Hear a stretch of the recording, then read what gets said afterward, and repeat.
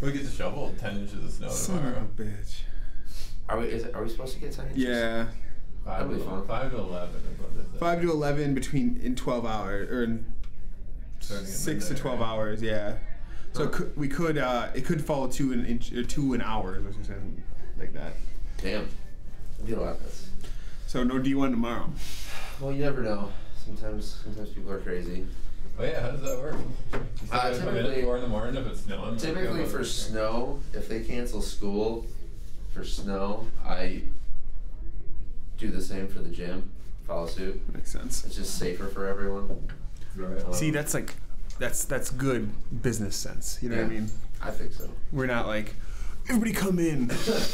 No. Just keep the law firm going. Dude, I hate that. It's like at the bank, people come in, cash like $25 checks, and you're like, did you really need this today? Right. It's negative 50. We're like, what? And all you can talk about is how cold it is. What? That's usually it. So we're here, Team Early as Fuck podcast, back in the studio. Django's roaming around somewhere, but we've got Pop. this is our first guest video podcast. So that's pretty exciting. So Mike, you wanna wave hi to everybody so they understand? Hello. There, boom, Jarrett. What's up? Bam. Yeah, we're here talking outdoor rec, paddling, fitness, health, staying sane, getting outside, that kind of stuff. So these guys have way more, like, I can't even describe it or quantify it. So I really want to move this screen so I can see Mike better, but I tried and it didn't work very well. So I'm just going to peek over at you when I can. That's fine, man. I'll raise the chair a little bit here. There you go. There you go, I that's raised fine. my chair. There you go. Oh, there you go. Now we can stare at each other. But that's perfect. I was going to say, I raised mine. I'm like, why are you still so short? Yeah, I know. You're really tall. The chair was a little- But these badasses agreed to come on, hey Django, talk paddling, because it's something I want to do definitely more of this summer. Do it properly. Jarrett, you took me out once last summer.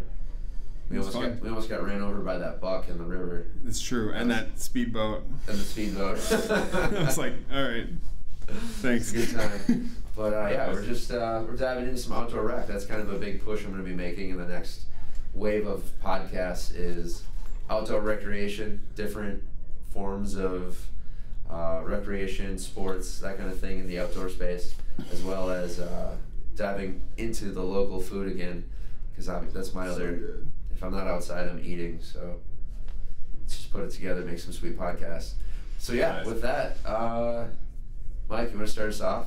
Sure. What you do currently now, I guess, outside, and what got you there? Sure. Yeah, so my big thing right now, I'm training for a race up in Yukon Territory called the Yukon River Quest. That's awesome. Yeah, no, I'm super stoked about The it. but it's- Yukon? Damn. Yeah, so we're gonna road you up through Banff and Jasper, and then Okay. the race starts in Whitehorse, which is the old Stampeders route. Mm-hmm. And Pull so that mic a little closer to you while you're talking for this part. All right. So it goes Whitehorse to Dawson. So if you read all the old Jack London stuff, that's basically what that was. And those guys were coming over from it's called Chilkoot Pass from the Juneau area, and then they'd go to Whitehorse and down the Yukon River to Dawson. And Dawson was where most of the, if you read about the big gold finds and stuff like that, that's where most of that stuff was. So it's about 440 miles. The Yukon, the thing is, the Yukon rips. Right. The Yukon absolutely rips. So there's a big lake at the beginning called Lake Bennett, which is about 35 or 40 miles long. So that's going to be probably like a 7-hour pull or something like that. But then after that, you're on the river, and the river is up to 7 miles an hour. But yeah, so that's my big one right now to train for it. And you're doing that with your brother? Yeah. So my brother's 10 years younger than me. And doesn't train for anything. He just works out like a savage. He's a total savage, man. No, he's a SF medic. He's a special forces medic, so he gets paid to work out basically. Wasn't the last one though? He hadn't paddled at all. Yeah, no, so we did 2 races. We did the Missouri River. I don't know if you know that one. Yeah, so we did that one twice. We've done that 2 years in a row now, and so that's called MR 340, and it's these crazy people put this thing together. But there's really no rules other than that you throw a boat in Kansas City, and the first one to St. Louis wins. And so 340 miles down the Missouri, and and he did it with me the first time, and we didn't know what to expect. And he'd done some paddle training, but mostly in a kayak, but mostly just other stuff. He just does whatever, and yeah, and I love that. yeah, and then he got done. He went back to wherever he lives in Washington, and then he got deployed. So he's over in Afghanistan doing push-ups and pull-ups and stuff. And like that was his whole training for it. And he literally showed up at the start line, and I put that paddle over there in his hand. Yeah. And that was the first time he touched the paddle since he did the race the last year. So, I love that. That's insane. and he was a beast, man. Yeah. He's 10 years younger than me. He's ripped as hell. Right. Like, he just goes, man. He's working out for a living. It's Right. sick. Well, the joke is, I tell him, I'll just put him in the front, and he can just go, man. Yeah. And if I get tired, I'm just gonna sit in the back and run her. So that's how that works. It's exactly what we did this summer. I put like Bill in the back, yeah. or I put Bill in the front, and I was like, yeah, Billy. yeah. Being a coxswain in the back, just yelling it out. Faster, harder, go faster. Yeah. Love it. So that's what I'm doing right now, and mostly just skiing to training for it. Mm-hmm. Because it's winter, Wisconsin. Right. There's not a lot of soft water to paddle in right now. So, What? yeah. I've seen some stuff open. Growing up, were you on the water a lot, in a canoe, in a boat?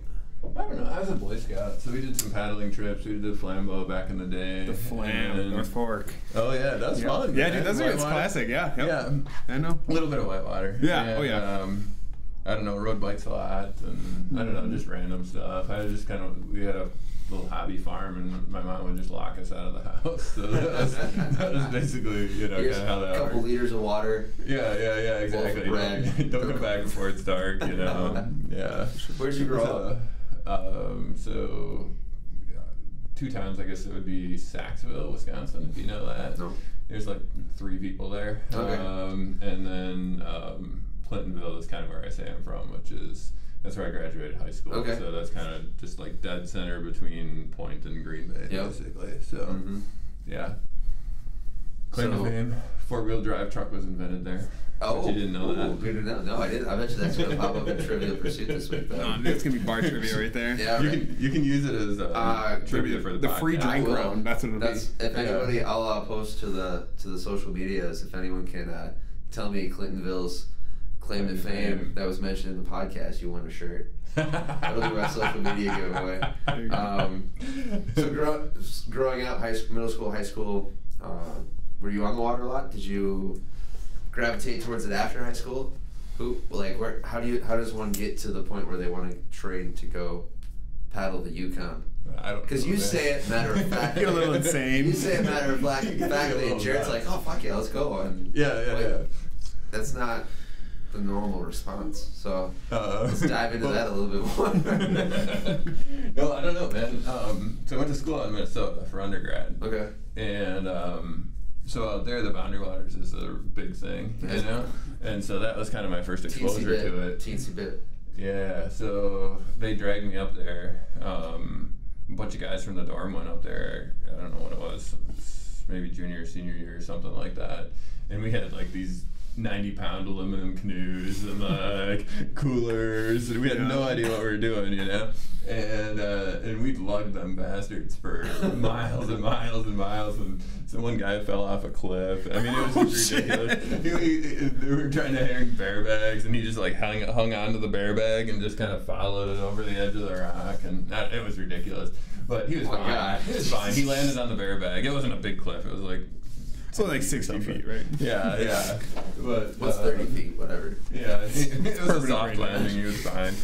But no, we did that, and we did a big loop there, and I was kind of hooked, and we've gone back and done Boundary Waters every year.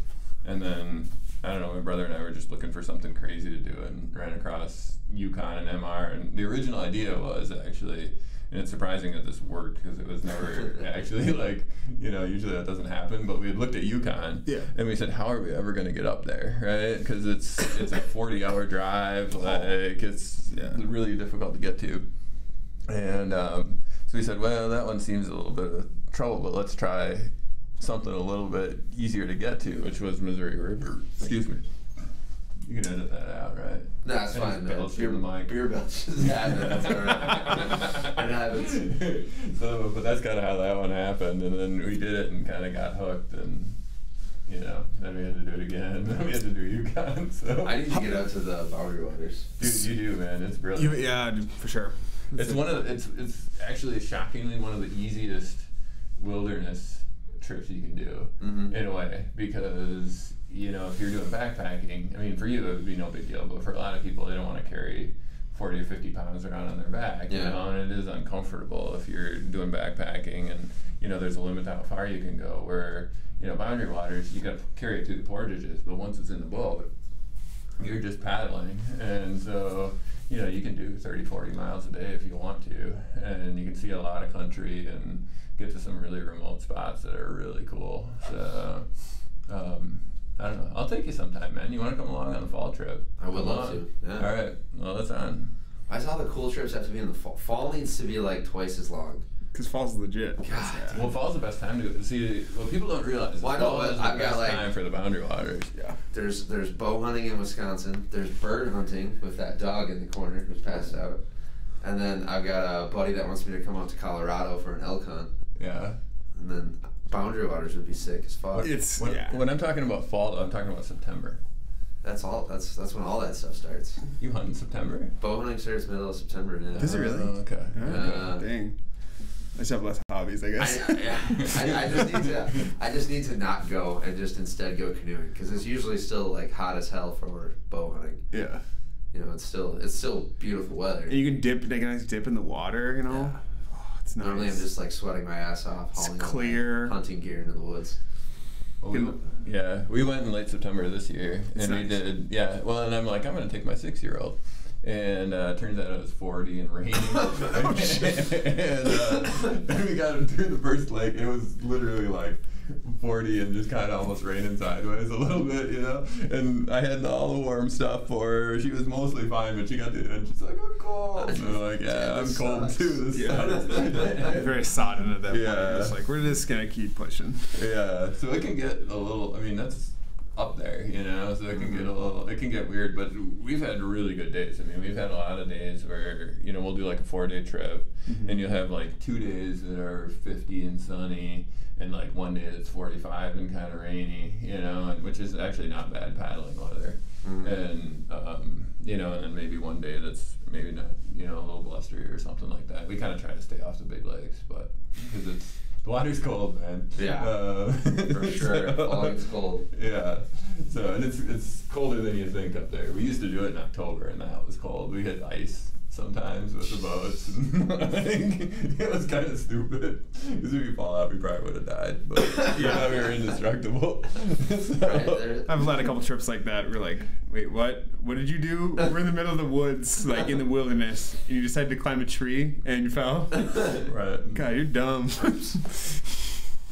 I like it, man. Jarrett, what about yourself? Just the water, or like...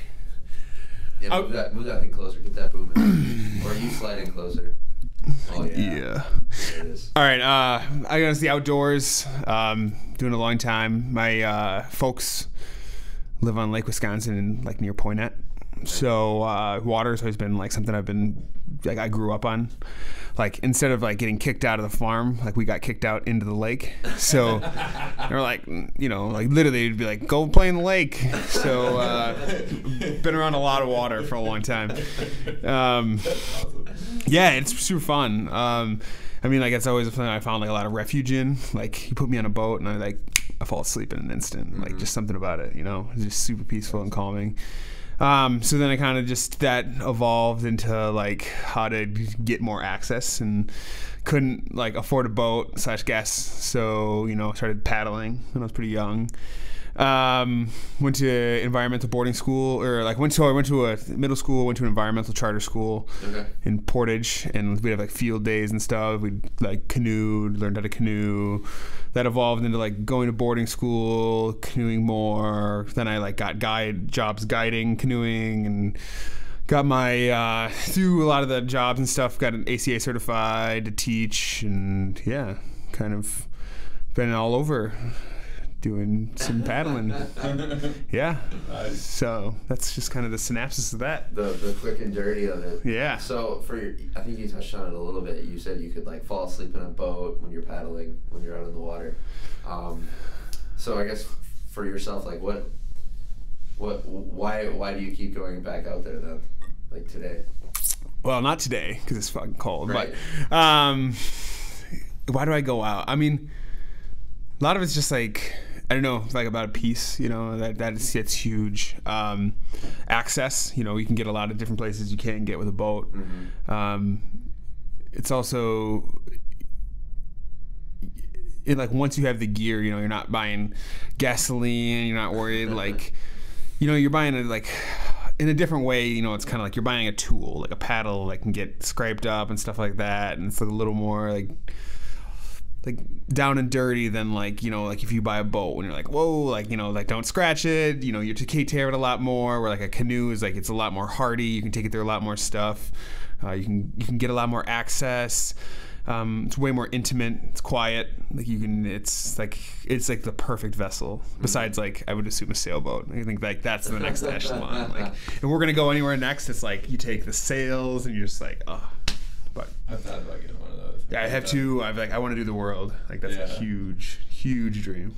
Sail out the world. Yeah. So. I like it.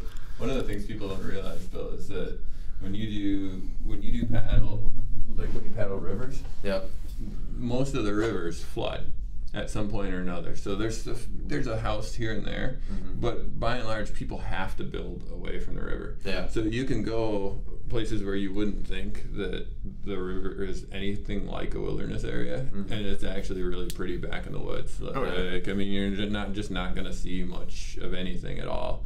I mean, and that's true. I mean, the Wisconsin River's like that in a lot of spots. You know, you know, the flowages are, you know, behind the dams obviously is different, but like when you get north of the dam, that's all free flowing river, mm-hmm. and nobody can build right there because it'll wash them away at some point. So you know, you get a lot of wilderness, and I don't know. I'm trying to think some other. Well, Old Plain is like that. Yeah. Well, Jarrett's taken a canoe from Point to Madison. Oh, nice. Pretty close, yeah. Pretty close. We got so we had bombed out at the end. Yeah. Which sucked. You got bombed out? What happened? So like we're not gonna go into the. We're not gonna go into the details because it might incriminate. Just go into the actual. Yeah. Trip. So we're not putting this on record. That's exactly what I'm talking about. How we acquired things. So. We were paddling from like Point, where the idea was to get to Portage, like right off the levee, like super awesome. We had a really small window to hit, but I was like, let's do it. I had a buddy going off to start his like full-time big boy job, engineering in Indiana, and I was working for the man. Working for the man, yeah. He's like one of my best friends. I don't think he's never ever canoed a day in his life. Sometimes I like drag people into shit, like you're like, well, anybody can paddle, right? Anybody can paddle, totally. But it's just like a 4 or 5 day trip covering a boat right around 80 miles is, you know, I mean, not super hard, but then like you forget that Wisconsin is just like slow, like, well, that part is all the lakes, ungodly slow, right? Yeah. And I, you know, may have miscalculated that on my end because I was more focused on like getting, you know, prep and everything, and I was like, oh, like we'll be fine, like. But the main thing, like, so we like you leave Point, and it's like it's the worst. Like, it's not the worst weather I've paddled in, but it's bad. Like, so what's perfect day? You made this trip. What would the weather look like? Oh, it'd be like 60, a little bit of breeze, you know, not like beating suns, like intermittent clouds, so you can kind of get a break. Yeah, that'd be really nice. So was it just hot as fuck that day? No, it was like cold, raining with like whitecaps. Nice. Which is like not bad, but like we're beginning a journey, so we got a lot of stuff. This is a canoe I've never had out, so I'm like, okay, like we're like not prepped for it because we're just trying to like just get skin and teeth it, you know, like. And you big jug of water, you know, like we're just because I was in college, you know, I didn't want to afford, I couldn't afford a ton of stuff. I was like, we're just going to go with what we have. It was like just after I got out of my truck. Yeah, gotcha. So it was just like, so I lived in my truck for like 6 months. I lived in like someone's buddy's, like, we got a, like, he's like, his friend moved out, I moved in there, and. God, I feel so soft. I love it. So we got waves like crashing over, and I'm like, man, I got a lot of water in here. And so like we're on our knees paddling because it's just like it's strong, like, and you know, it's like paddling a brick house. It's one of those Alumacrafts, like it's 20 foot, it's big, it's heavy. That'll take some waves. Yeah, it will. It was awesome. It was sick. But I'm noticing, like, I'm like in my knees, like, man, there's a lot of water getting in here. Like, never had this boat out. I'm like, I'm like, Tony, is that water jug open by you? He's like, I'm trying to act like super calm. Yeah. He's like, nah, dude. I'm like, he's like, why? What's up? I'm like, no reason. Like, I'm like, really deep in water in the back. Like, I'm like, all right. Like, we're just starting, and I'm like, there's a hole in this boat. So I get to the first portage, like, I like flip her over, and there's like 3 rivets popped. Like, oh no. Yep. So I'm just like, and How do you patch those? I had some I had my Nalgene, and there was some old duct tape from boarding school on it, like 3-4 years old. Right, I like dry it off really good, throw the orange duct tape over it. Yeah. Last the rest of the trip. No shit. Yeah, dude, it's perfect. Cool. It was awesome. Yeah, like there's pictures I think I have somewhere from the trip that it's just like the duct tape like got like more and more beat up every time I flipped it over. So because I had my like DSLR with me, so I was like documenting parts of the trip. But it was funny because like this trip was just a shit show from like start to finish. But it like so that was like a pretty sweet trip. But it.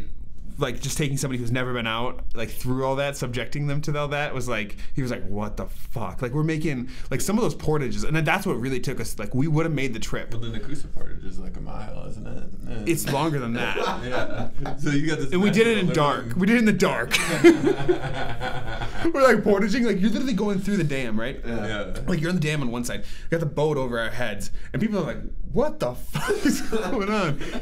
And like that was the funny part because the next morning, like because we're not having our phones on because it's like day 3, and I get a phone like a call like a voicemail, my mom like, and like I listened to it and she's like, yeah, it's your mom. So the police just called and they say they might be dead.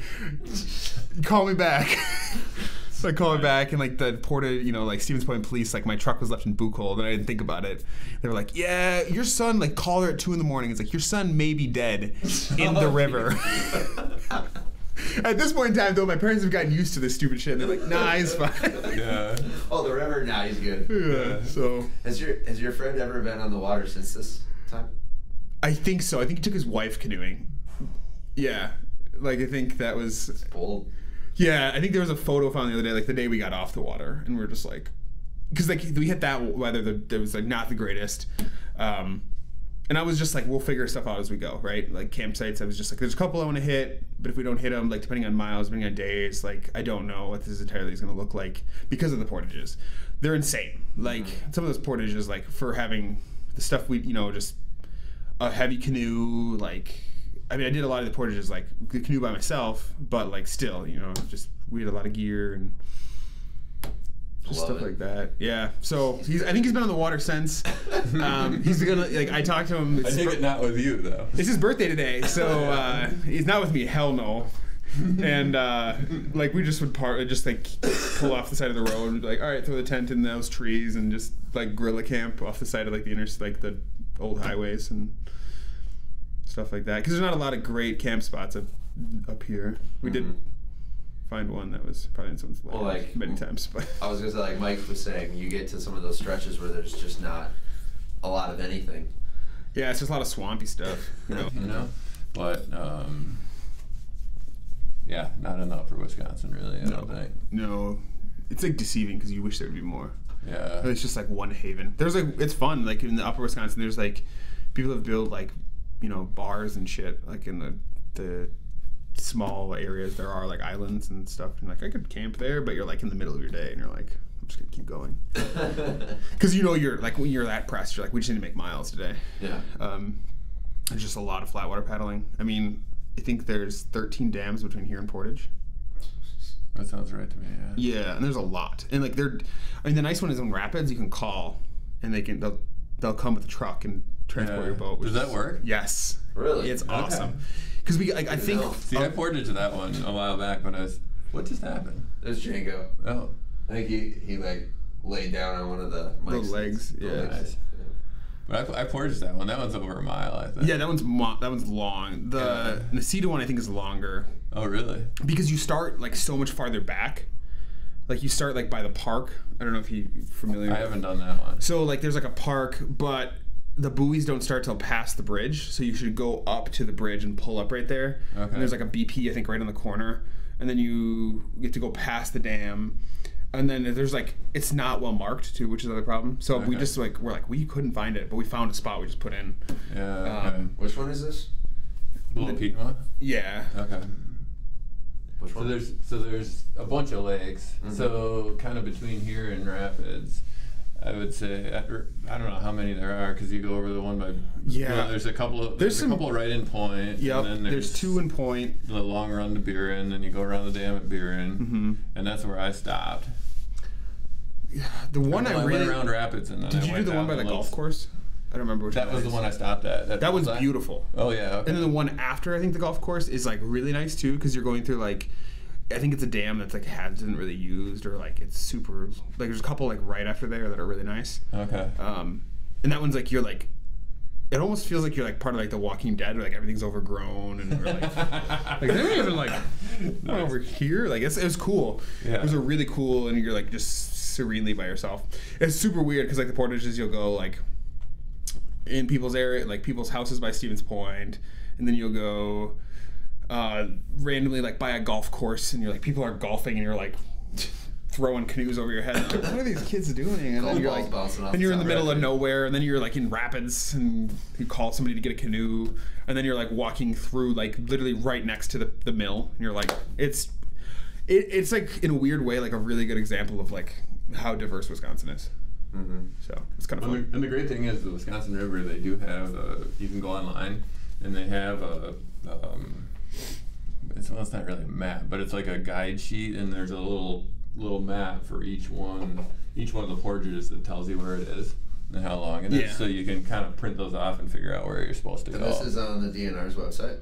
It's the Wisconsin. I don't think it's DNR. I don't know who did it. I'm not even sure off the top of my head. But if you search for Wisconsin River canoe trail or something like that, you totally find it. And taking show notes. There you go. Good.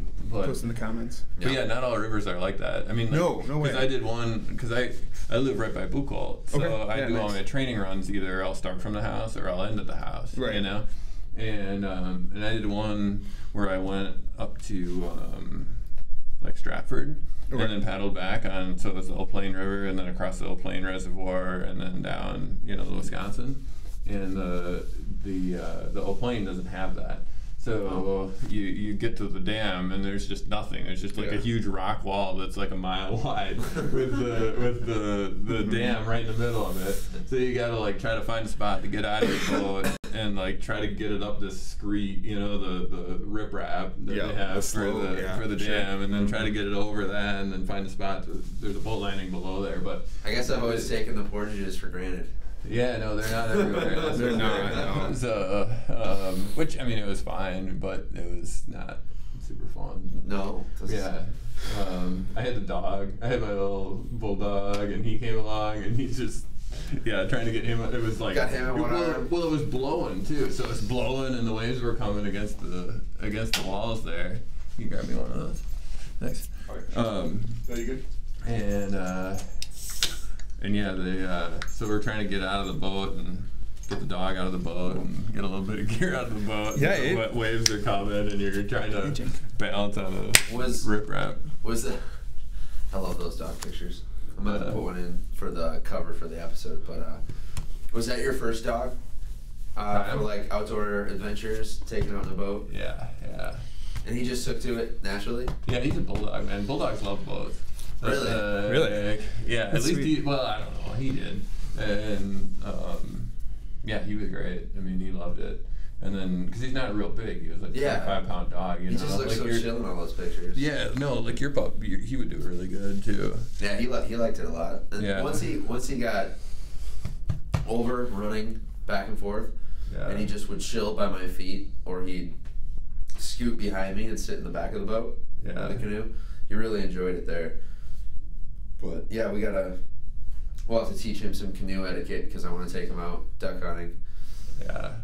Because my big guy now, he'll go in the boat. Yeah. But I really gotta like work with him to make sure he stays down. Because Yeah. I mean, we did a Wisconsin River trip with, it was me and, well, there's a bunch of people. We had the 2 kids, 2 dogs, and then 2 other people. So it's me and my girlfriend Jess, and then 2 other people, my sister and her husband, and her kid, and then my daughter, and then the 2 dogs. So we had a Minnesota 3. I love it. It was me, and then the seat in front of me, I had the 2 girls, and then in front of them was a little bit of gear, and then in front of the gear was the 2 dogs.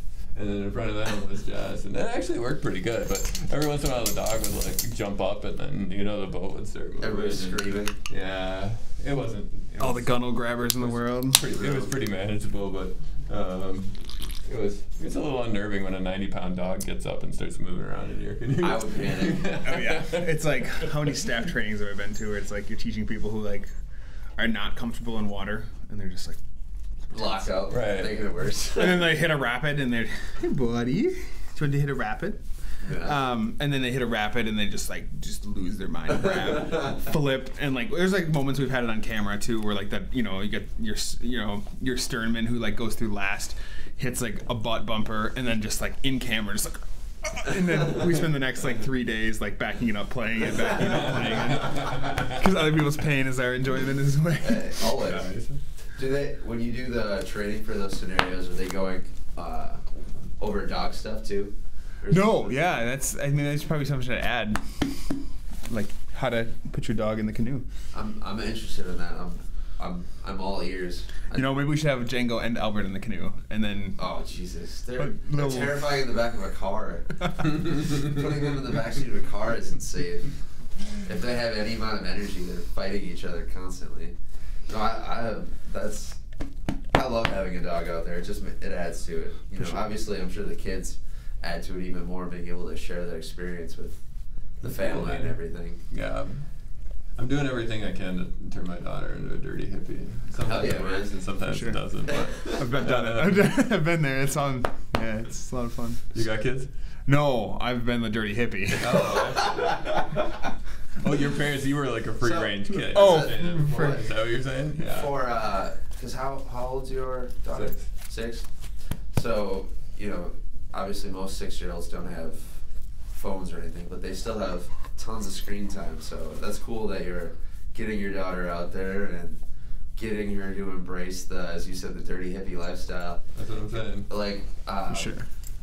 Like, as a parent, why do you think that's so important? Oh, I don't know. I mean, kids kind of are who they are. Oh yeah, You try to just. But I mean, like you're trying to share with her these experiences and these things that you found that you enjoy. So why is that? Why do you feel it's important?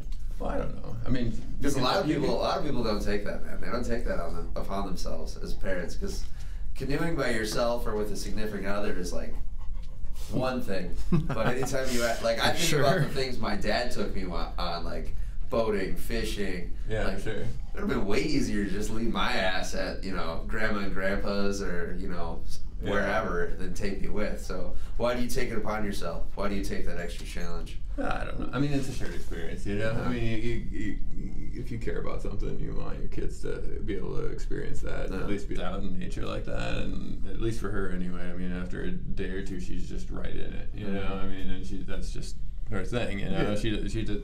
Kids are great because they don't know any better. You can kind of do anything, and they'll just eventually be like, "Oh, okay, this is just how it is." And so it works to drag them out there. And it might be 40 and raining sideways and the whole thing, and they'll just be like, "Oh, this kind of sucks." But then after a while, they just are like, "Oh, okay, I guess this is." It's their new cool. normal. Yeah, and they'll find something cool about it, and and then it was kind of funny because we took her on that trip, and that was the worst.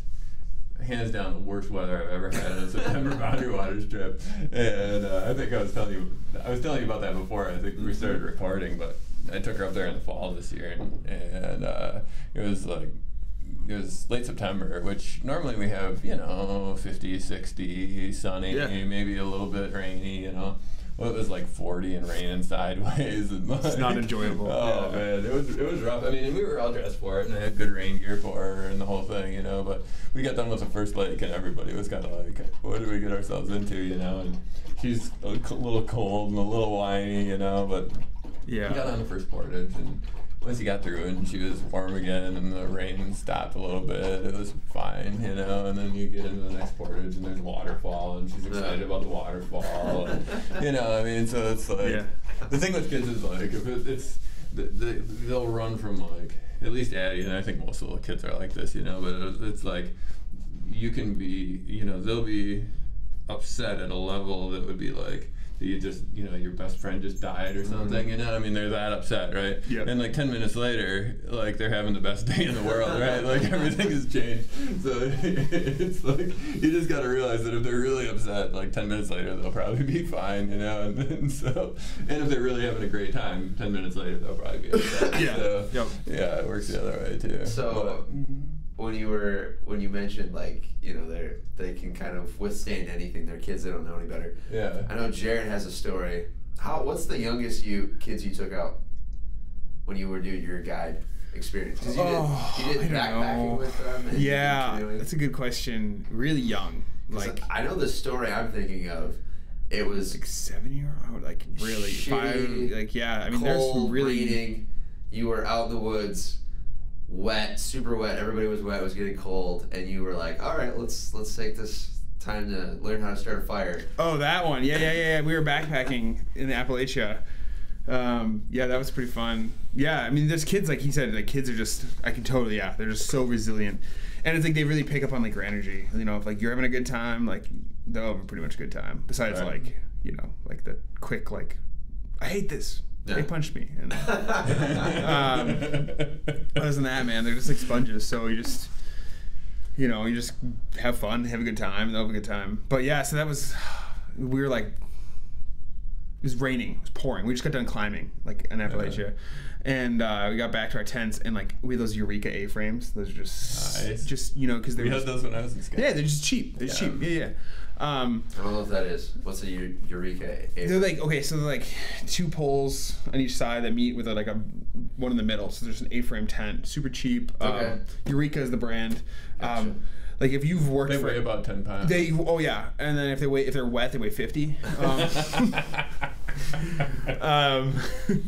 Like, did you pack rocks in here? We're in a sweet area. Like we're in the Grayson Highlands of the Appalachia. Like it's an awesome area. But it's just been, you know, it's like wet, raining all day. But it like really starts coming down, and like it's wet. And like we have an all boys group, which is super fun. Like doesn't happen often. And these guys are just kind of like, you know, they were like teenage boys who put them all together. They just like turn into like a fraternity. They're just like like jokes, like don't say that. Like you're not supposed to be saying that. Like you're not supposed to know that much. Yep.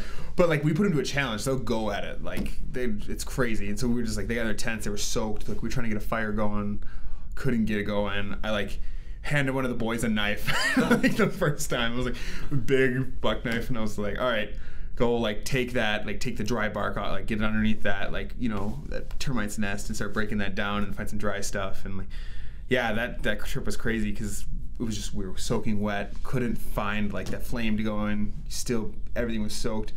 It's like right about to call like administration to bring us in some like warm sleeping bag for the boys. You know, it's like dusk is falling in, and I'm like, all right, like these kids have to be sleeping in something warm. And this, I don't want to fill out the paper. Right? Yeah, like you know, these are people's kids. Like I would be okay. Like I would sleep. If we lose 1 or 2 of them, that's fine. Yeah, you're like, how much do you like these kids? It's crazy what parents will say to you when you drop their kids off. Like you're gonna be 2 weeks of like canoeing into the wilderness. You know, like yeah, you know, if he doesn't come back, that's okay. You're like, wait, what? Comes back with less toes? What? So yeah, we're like just about to call. I have the phone in my hand, like, and this like huge gust of wind comes in. Like must hit the fire perfect. I've got this thing stacked. I've got like everything I know. I'm putting every piece of knowledge in, like, you know, I've seen you 10 years of knowledge, like as much as I know, like working really hard. And this wind comes in, just gusts in, and this flame just shoots up into like a 4 or 5 foot flame. And I was just like, put the phone away. We're drying these sleeping bags out. We don't need anyone's help. Sometimes my pride gets the best of me. You never lost a kid? No, we got close. But He's like Shackleton. He's never lost a man. yeah, That's right, right. never lost a Ernest man. Shackleton, man, what a beast. The Endurance. Good. That's a great book, Bill. You'd really like that book. Which book? The Endurance. It's about Ernest Shackleton. He's going to the Antarctic, right? Yeah, and he's they're taking a dog sled team in, and like they get Except he didn't know how to dog sled. That's really true. Yeah. Yeah. He didn't really know much, but he's like, he like gets the boat stuck. The boat's called the Endurance, and they like trying to like make it last. You know, they're like, and then long story short, the boat gets crushed. They like end up like having to take the dogs and these like lifeboats, and they're trying to sail them. Oh, they killed all the dogs. They did, yeah. They took them. By I took them, I mean they go and kill them and eat them later. But they were like, we're gonna eat them, you know, like Yeah. Dogs did not do well with Ernest Shackleton. come with us. Right. Yeah, buddy. Yeah, so that's a good book. I think you really like that. They you like- look, if you look at domesticating wolves and dogs, hey buddy, literally it's because they're good at like keeping away other predators or herding animals, but it's really so you have a reliable source of food when the worst comes. You hear that? Here's your dad saying about you. Yeah. Yeah. Django, I'd never eat you. Good thing it's not the worst. Good thing. Good thing. You never know. 10 inches of snow tomorrow. Good Might be thing bad. white-tailed deer are easy to kill. There you go. Right, buddy? He's hiding over by Jarrett. He's like, no. No. You'd never eat Albert. No. Yeah. No, Shackleton's a great story. Dude. It's a good one. I'm bummed out about the dog thing, though, man. Jesus. The animals did not do well with Shackleton. The problem with Shackleton, so Many people didn't do well. Shackleton. well, the people did. He never lost a man. Well, right, but they didn't do well. Well, that's true. But Let's be real. he was- You're like, you got us stuck. he was like the classic, like 19th century, like imperial. Like the Brits thought that they didn't need to learn anything because they were so smart that they would. So basically, what happened is he was trying to go to the South Pole, right? So he had a couple different expeditions. I think I can't remember how many there were. I think the first one was them hauling all the sleds and they didn't get there, and then the second one was the one where the ship got stuck in the ice and they never even left the ship.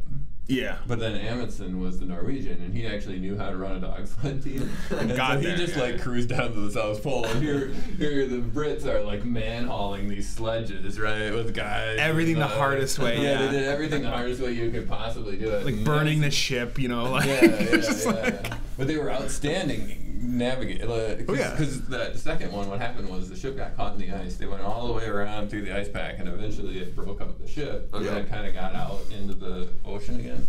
And they took 2 lifeboats and they sailed like 2,000 miles, and their only chance at survival was to take open boats 2,000 miles across the South. The Roaring 60s. I think it's the South Indian Ocean, isn't it? that they Yeah, crossed? something like that. And they had to hit these islands, and this is before you had a GPS. And you're navigating with the sun and stuff. Yeah. Hit them dead on. Yeah. Wow. 2,000 miles, and that was their only chance, and they all made it. Well, yeah, and then he because like they had like landfall on this like island where there's like a research station or something, like an outpost. But it was on the other side. Right, it was on the other side. So he has to like they go up the mountain and then they like slide down. And they're like, I think to this day they're not sure like how they slid down that fast. Like it was insane. Like they're like, I don't know how you did that, but it's crazy. But the dogs didn't make it. Yeah, no. But like the people, I mean, they're like, you're gonna do what? Endurance. Okay. Yeah, that one's pretty good. I read that in boarding school. Boarding school. Yeah, How'd that go? it was fun. It sounds like it. That was the charter school you were talking about? No, that was like after. So I did middle school was a 2-year boarding school or a 2-year like you show up. It was like a 2-room schoolhouse with 18 kids, 7th and 8th grade, and like we do like field days where we go out and like prairie burn and we learn about like waterfowl and we like go to the Capitol if like a big hot button issue was going on in the environment and stuff like that. Meet the governor, talk, write letters, all that fun stuff. Work in the Aldo Leopold Center, all that Nice. all that jazz. And This is fantastic. it is, yeah. I designed the rain garden in the back. I know. I remember you saying that. So, anyways, Yeah, last year was the first time there. it's sweet. Yeah, the Legacy Center is dope. And then so boarding school was a semester. Graduated high school early. Went to conserve school up in Land O'Lakes, Wisconsin. Shout out. Awesome. 60 students every semester. Like juniors in high school, they just go. It's all like from a big endowment from a really rich guy from Chicago who died and wanted to do something good with his life because I think he did a lot of bad things. And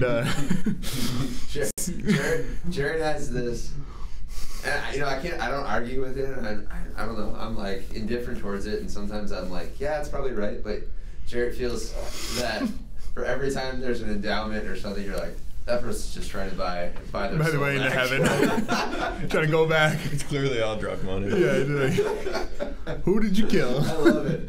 So and then it'll spiral into us creating some scenario. I'm really good at that. Yeah. So, no one in town in particular. Yeah. So it's a really awesome, it's a huge, 1,000 acres right next to Sylvania Wilderness area up there. So it's like a butt to that. It's awesome. Like anybody who's got like kids who are like reaching in the high school, like I think they take sophomores through seniors. They just do 6 months now, right? Yeah. Yep. Yeah, it's awesome. I was the fourth semester to go through, and I mean it's insane, like total game changer. I think I'm really glad I went as a senior, just because had more fun, didn't have to be worried about school as much. But I mean, you get to You just hit the nail on the head, man. You get to play outside. Yeah, and you get to play outside away from people who are like supposed to be your like guardians as your parents. I mean, you're beholden to the school, but like, it's a good taste of independence, and it's like it really. I mean, a lot of people I know have really fostered like that outdoor spirit from that school. Mm-hmm. So, awesome. Talking about the outdoor spirit. So, first time I met Mike, he comes into the gym, and his goal is increased physical capacity, bulletproof his body for all the crazy outdoor things he's doing. And just from the little bit I talked to him, I'm like, we can totally do all those things. But I knew he wasn't going to be able to stay with a gym routine because he's a wild animal and needs to be outside. I totally understand that. So I want to, Mike, for you living in Wisconsin, central Wisconsin, like, how does your outdoor recreation, your fitness schedule, your training schedule, you're obviously you're an athlete, you like having a goal, something to train for.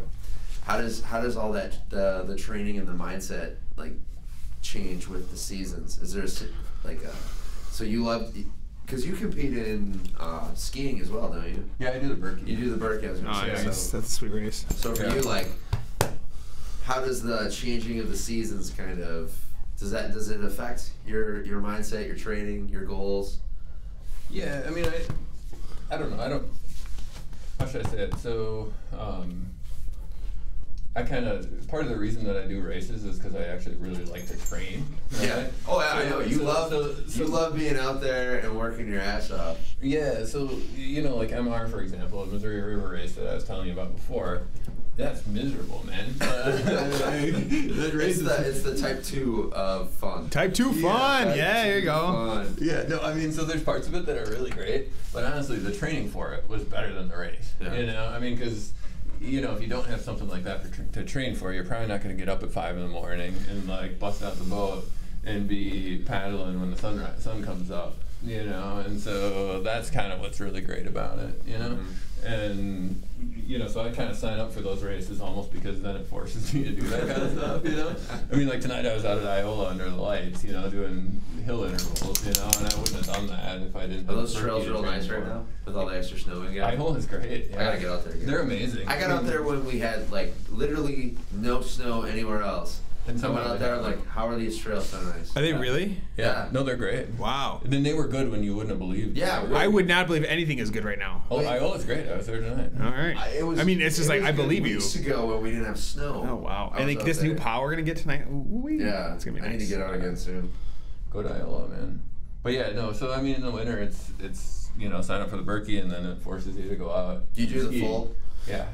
I've been doing that for, 10 years or something like that. Yeah. But I'm not like, I skied out of wave 4 right now. I mean, so I'm not... Go into that. What does that mean? Okay, so the way the Berkey works is that there's waves, so I think there's maybe 8,000 skiers or something. There's a lot. It's so many, it's crazy. Yeah, and they get skiers from all over the world. So what happens is they'll say, well, based on your time from last year, they'll figure out how fast you are, and then the fastest skiers are in the elite wave, and then you have the wave 1, wave 2, wave 3, all the way down to 10, I think. So.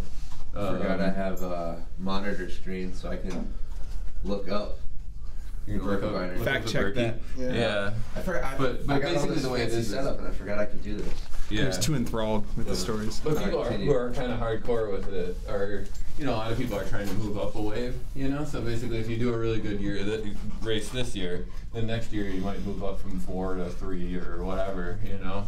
Gotcha. And so that's kind of, you know, that's kind of a big part of it. But yeah, I don't know. But this year I got hardcore about the Yukon. You don't know this, Bill. But I actually went and, after we got together back in the day, I actually went out. I got first I have a training program called Training Peaks. Okay. You're probably familiar with that, or maybe not. I don't know. No, I don't think I am. Okay. Well, anyway, so I went on that. Do you know it or no? No. Yeah. Okay. I can show you guys. It's an app, but it's. There you go. What's it called again? It's called Training Peaks.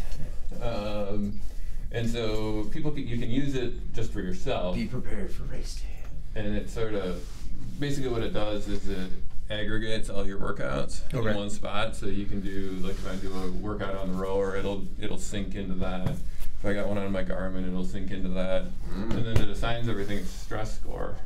And so basically what it's doing is it's measuring a fitness level, but then it's also measuring your fatigue level and your form level. So, you know, if you think about it, you do a really hard workout, your fatigue level is going to go up, your fitness level is probably going to go up, your form level, which would be your ability to race the next day, is going to go down. So right? it's a lot about heart rate variability. A lot of But recovery. it assigns numbers to that, so you can you have something to kind of quantify that. And then it's also a portal, so you can have a coach on there, like an online coach. So I've got an online coach that does, you know, he does trains a lot of Berkey skiers and then a lot of paddlers. Nice. So, and he's out of Chicago, so he's putting workouts on there now for me. So I basically train. And the prices?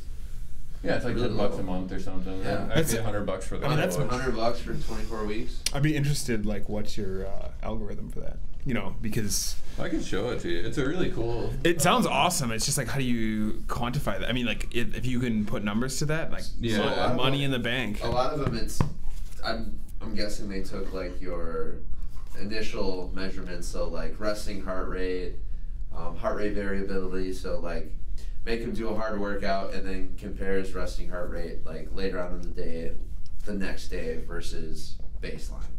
So it's not actually. They don't use any of the heart rate stuff? Sophisticated. Well, the heart rate stuff goes on there, but then they're basically just working off. They call it TSS, which is just a score. It's a number that kind of tells you how much stress that workout put on you. Oh, okay. And so they just start from wherever you are. So it's more of a like how many meters was in this workout, and then that given a stress scale. Okay, yeah. Makes sense. So and it's a little more sophisticated than that. So you know, depending on bike, you know, a lot of triathletes use it, and it's pretty well dialed in for running, biking. So it'll also take into account, you said, elevation.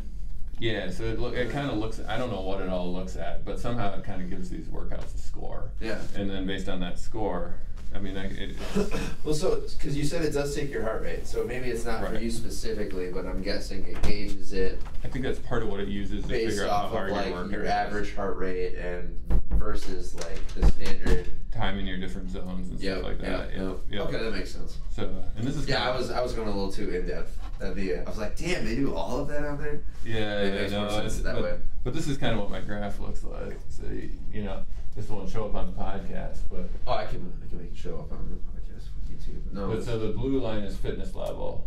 Okay. And then your pink line is your fatigue level. So you can see that I'm doing hard workouts on the weekends. That jumps your fatigue up. You do it rest day, and it comes back down. All right. So it's kind of stuff that you would know anyway, just by listening to your body. But but then of course it's a portal for my coach can jump on there and put workouts on there. Yep. And so then I'm doing something every morning basically, and it might be skier, it might be the rower. We just got 2 of them at D1, and they're fantastic. Oh, the skiers are brilliant. Aced it twice today. Yeah. I've been doing a lot of winter performance training, I call it. So like we're using the slide boards. Yeah. I do a lot of stuff for the hips and the groin and the midline. Yeah. Because I'm like, hey, when you slip and fall in the winter, you're gonna be ready. Yeah. Working all the balance, all the intrinsic muscles of the core. But yeah, we coupled that today with the ski erg, so it was just like short bursts on the ski erg, and then a lot of different like midline exercises using those slide boards, just because of the constant tension. Yeah. Ski ergs, man, that thing is brutal, but they're great. I mean, I'm doing so what he has me doing a lot will be like something like 1,000 meter, warm up, 30, and then some kind of intervals. So usually like 500 meters, 30 seconds rest, or it might be like 1,560 seconds, 1,000 60 seconds, 750, 45 seconds, and then like 500s or something like that. And that makes it a lot. It breaks it up a little bit, because otherwise, if you try to just sit down on a ski erg and do like 5,000 meters, you're just gonna die. You're gonna die and just existentially you'll be broken. And most likely you will have like pain in really weird parts of your body. It's horrible. But if you can do it at 500 meters at a shot, somehow it gets a lot easier. With cross country skiing, Jarrett was telling me that like there's like a resurgence of like different techniques and skills and a lot of different people in cross country skiing. He was talking about a competition where the guy that won it, literally it was just like all upper body. So instead of doing like the classic like shuffle, he literally did the whole course like you would a skier. Double pull it. Yeah, double pull. Yep. No, that's a thing. I mean, and these guys are nuts, right? Yeah. But what happened was they decided. So in cross country skiing, I don't know how much you know, but this puppy really likes me. Django's very friendly. Yeah. So they're skating in classic, right? Yep. And so classic, you have your kick wax in the middle of the ski, right? So you can kick. Skating, you're gonna glide wax the entire ski, right? Because you're always moving forward in that sort of V motion, right? Mm-hmm. And what these guys figured out was on a course that didn't have a lot of hills, that you could, because classic you can't do the skating motion, it's against the rules. You're always in the tracks, right? But what they figured out was that by glide waxing, basically taking a skate ski, the whole thing's glide wax, so the whole ski is faster, and then just double pulling the whole way, that they could be faster. And this guy's won some races out in Sweden, and there's some of these races that just don't have a lot of hills. Yeah. And there's a bunch of these ski marathons like the Birkie. Now you try that in the Birkie, good luck. Right? That won't happen. But there's one in Sweden that's pretty flat, and there's some others that are pretty flat, and so certain people just started racing with, they take skate skis and enter in the classic. And